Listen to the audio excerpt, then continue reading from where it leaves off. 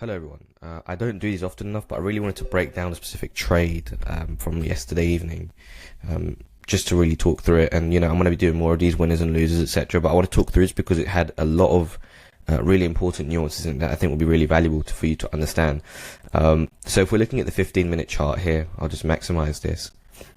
My outlook coming into the day was I had this one specific zone on the chart, really from the afternoon section, etc., where if price essentially breached this low, there was an opportunity to have some form of behavioral inefficiencies, the sense of where you're going to trap a lot of people, etc. And I really think it's important to understand why you're looking for a move to happen, and then correspond that with the order flow, etc.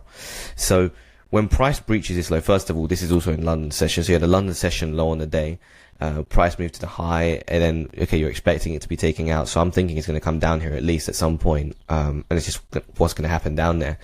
My thought process was, if price breaches this low, people are going to look for it. Ultimately, they're going to get scared. People get scared upon the breaks of lows. They get scared, and they're ultimately going to be targeting for new lows. And what they're going to actually be doing is anticipating a breakout. When this low's broken, if you look at it from the point of someone, emotionally driven, they're going to see the break. They're going to be like, oh my God, we're going to be taking this low. Let me just short now aggressively. And I'm going to show you how this, effect was shown via the flow. So if we just go here and, let's actually just mark this out efficiently. I'll add it out. Okay. And we're going to mark this out on the chart here. And this is the exact, so you got this low here, the break, the reclaim. Now, also important to understand how I do my range chart sizing. So you can see it's on 160 right now. So if I just go to trading view, I'll highlight this in the max here.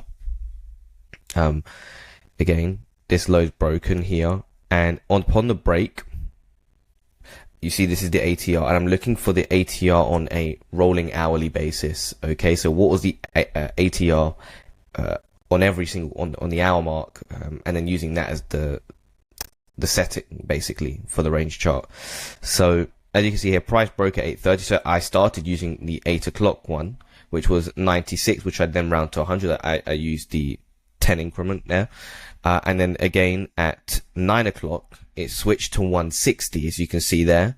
So that spiked this. I increased it. That's why you can see here that I'm using 160 for the range chart. Anyway, so price has come into the level, and as initially upon the break, what you're seeing is just a decrease in open interest. So again, like I said earlier, I'm trying to, why do I want this level? Why do I want this trade to work out?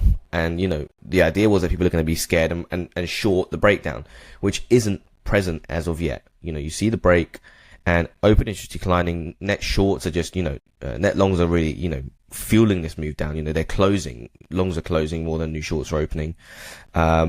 And that's on this 15-minute candle here. So I'm also paying attention, by the way. I'm looking at the range chart, but I'm also paying attention to the 15-minute candle formations on the left-hand side as it's coming in. Price beyond that, then, okay, second of all, you then see this move here, where price has this doji candle. Again, nothing's really caught my eye here at all. There's no inefficiency here, or, really anyone getting caught out in terms of FOMO, etc. This doesn't excite me. Also, it's just aggregated data, by the way. And then you really upon this secondary drive down, this red candle here, 9 o'clock onwards, you can see 9:02, this candle starts to form. Again, these aren't time-based, but still just cross-playing almost with the time-based charts on the left-hand side. You then start to see new shorts opening. Okay, 20 plus million in particular here, 27 mil here. I've got open interest and a net shorts feature on XO charts there to use that. So I've then gone, okay, from this candle onwards, there's a lot of new shorts opening. Okay, and we're still not breaching. By the way, the idea of this trade is invalidated upon the actual overall low being broken, because then these guys would have won. Their anticipation play would have worked out, and you would have actually seen it break. So you then seen these new shorts pile in, and I've gone to myself, okay, I need to see a candle close above here to then trigger an entry. You then see this initial move up, nothing really occur. It doesn't, no closes, nothing. This could have still just continued heading down, because I'm waiting for these shorts to be caught in an uncomfortable position to actually execute. Nothing here. Another move down. Again, more shorts actually entering here. Again, you can see really new shorts, new shorts, new shorts, new shorts. The difference between new shorts entering and like, you know, positions not driving the move, you know, new longs, longs closing, for example. Also, you probably see this massive spike in new shorts opening here. You want to be looking at this stuff at relevant levels. I'm not just blindly looking at this. You can see how I'm pairing it with just, you know, basic price action highs and lows and then bring it into play there. Anyway, drive down. I'm still not in the trade here. And then only upon this candle breaking here do I want to get involved, because at that point, look, you got all these shorts offside. These, and also added in here that these guys have now been caught offside.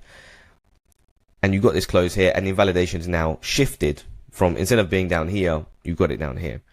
And at that point, that was the entry for the trade. The simple take profit for me was above these highs initially, and then from there I would like to trail the stop further, and I'm still remaining in that trade, even with a smaller amount right now.